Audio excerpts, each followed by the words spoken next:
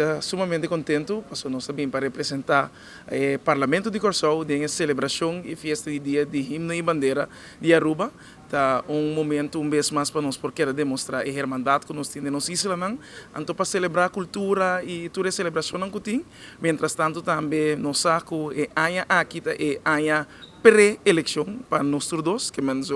zowel para Aruba e para Corsou. Nós está planeado acaba para 21 de março de 2025 e lo tem conversação interessante com o colega Nancha que não seguro isso não está compartilhando a mesma ideologia que o Partido Romano Comitê com a AVP, mesmo com o PNP, dus tem conversação para o seguro ribe avance com seguro de nos Israel Romano na Aruba aqui está canando em diferentes cenários.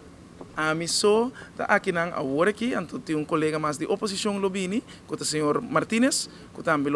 viaja na delegação de Corsou e viaja aqui tem 2 pessoas. Não também aí passar, pero sempre vai nos ter para nós por conviver com outro. Dia é reto não que nós sabemos da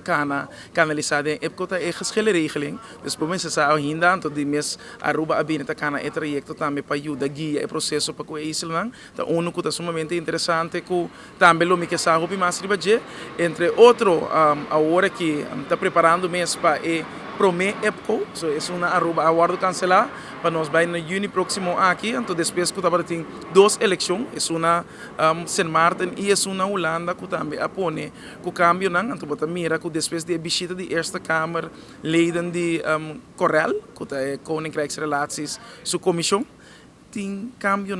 interessante, pero seguro de Tweede Kamer, a costa que nós temos que analisar, seguro que se nós como isla ng